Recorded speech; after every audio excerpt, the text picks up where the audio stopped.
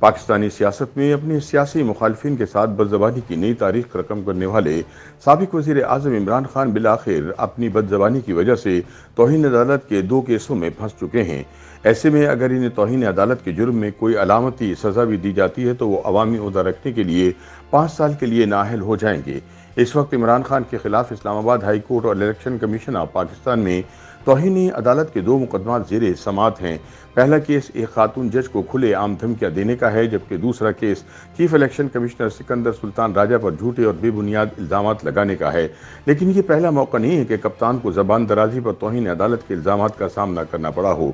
یاد رہے 9 برس قبل جولائی 2013 میں تب کے چیف جسٹس افتخار محمد چودھری نے عمران خان کی جانب سے عدلیہ سے متعلق شرمناک لفظ استعمال کرنے پر انہیں توہین عدالت کا نوٹس بھیجا تھا۔ عمران ان دنوں 2013 کے عام انتخابات میں دھاندلی کے الزام پر 4 حلقے کھلوانے کا مطالبہ کر رہے تھے۔ انہوں نے ایک بیان میں الیکشن کمیشن اور سپریم کورٹ پر تنقید کرتے ہوئے کہا تھا کہ ان کا کردار شرمناک ہے۔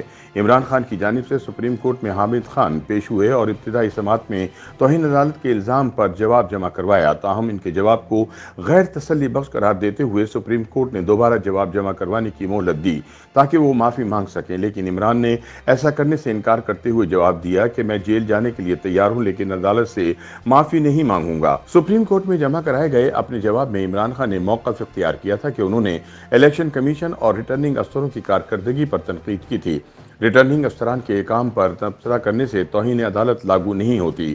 انہوں نے شرمناک کا لفظ پوری عدلیہ کے لیے نہیں بلکہ ریٹرننگ افسروں کے لیے استعمال کیا تھا۔ عمران خان نے عدالت سے توہین عدالت کا نوٹس واپس لینے کی استدعا کرتے ہوئے کہا تھا کہ انہوں نے کسی جج کی تضحیک یا توہین کی کوشش نہیں کی۔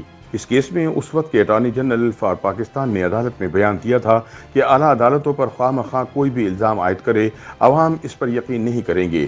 عدالت کی عظمت اور وقار عوام کی نظر میں ہے اور رہے گا۔ اٹارنی جنرل کے بیان کے بعد سپریم کورٹ نے توہین عدالت کا نوٹس خارج کر دیا تھا۔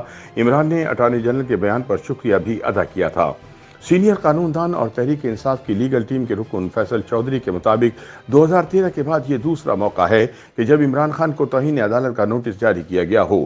اس سے پہلے عمران کی جانب سے رواں برس 25 مئی کو لانگ مارچ کے دوران سپریم کورٹ کو دی گئی کمٹمنٹ توڑنے اور اسلام آباد میں ہنگامہ آرائی کرنے پر بھی حکومت کی جانب سے انہیں توہین عدالت کا نوٹس جاری کرنے کی درخواست دی گئی تھی۔ عدالتی حکم کے برعکس عمران خان نے H9 کے بجائے بلیو ایریا میں جلسہ کیا تھا، تاہم سپریم کورٹ نے حکومتی درخواست کو مسترد کرتے ہوئے توہین عدالت کی کارروائی کرنے سے گریز کیا تھا۔ اس کے علاوہ عمران خان کو الیکشن کمیشن کی جانب سے بھی توہین عدالت کے نوٹسز جاری ہو چکے ہیں، لیکن فواد چودھری کے بھائی اور تحریک انصاف کے وکیل فیصل چودھری کا کہنا ہے کہ الیکشن کمیشن عدالت نہیں بلکہ ایک کمیشن کی حیثیت رکھتا ہے، اس لیے اس کے نوٹس کو عدالتی نوٹس نہیں کہا جا سکتا۔ واضح رہے کہ chief election commission Sikandar Sultan راجہ نے عمران کو توہین عدالت کا نوٹس جاری کرتے ہوئے 30 اگست کو پیش ہونے کا حکم دیا ہے۔ سکندر سلطان راجہ سے پہلے عمران خان کا پچھلے چیف الیکشن کمشنر جسٹس سردار رضا سے بھی پنگا پڑ گیا تھا اور موصوف نے توہین عدالت کر دی تھی۔ 2017 میں تب کے چیف الیکشن کمشنر سردار رضا محمد نے عمران کو توہین عدالت کا نوٹس بھجوایا تھا۔ عمران نے الیکشن کمیشن پر فارن فنڈنگ کیس بارے تبصرہ کرتے ہوئے الیکشن کمیشن پر جانبداری کا الزام عائد کیا تھا۔ متعدد بار طلبی کے باوجود عمران خان الیکشن کمیشن میں پیش نہ ہوئے اور کمیشن کے دائرہ کار کو چیلنج کیا۔ بالآخر جب معاملہ سیریس ہو گیا تو عمران خان نے بذریعہ وکیل الیکشن کمیشن سے معافی مانگی، تاہم کمیشن نے انہیں ذاتی حیثیت میں طلب ہونے کی ہدایت کی، لیکن عمران خان کی عدم پیشی پر چیف الیکشن کمیشن نے ان کے وارنٹ گرفتاری جاری کر دیے تھے، جنہیں اسلام آباد ہائی کورٹ میں چیلنج کیا گیا۔ ہائی کورٹ نے وارنٹ معطل کرتے ہوئے عمران کو شوکاز نوٹس کا جواب جمع کروانے کی ہدایت کی تھی، جس کے بعد ان کے وکیل بابر اوان نے الیکشن کمیشن میں معافی نامہ جمع کروایا اور بیان پر غیر مشروط معافی مانگ لی، تاہم ان کے جواب میں معافی کے بجائے پچھتاوے کا لفظ استعمال کیا گیا تھا۔ ابھی یہ کیس چل رہا تھا کہ جسٹس سردار رضا کی ریٹائرمنٹ ہو گئی۔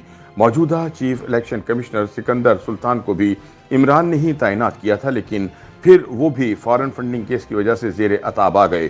تاہم دیکھنا یہ ہے کہ اس مرتبہ عمران خان توہین عدالت کے الزام سے بچ نکلتے ہیں یا پھر نااہل قرار پاتے ہیں۔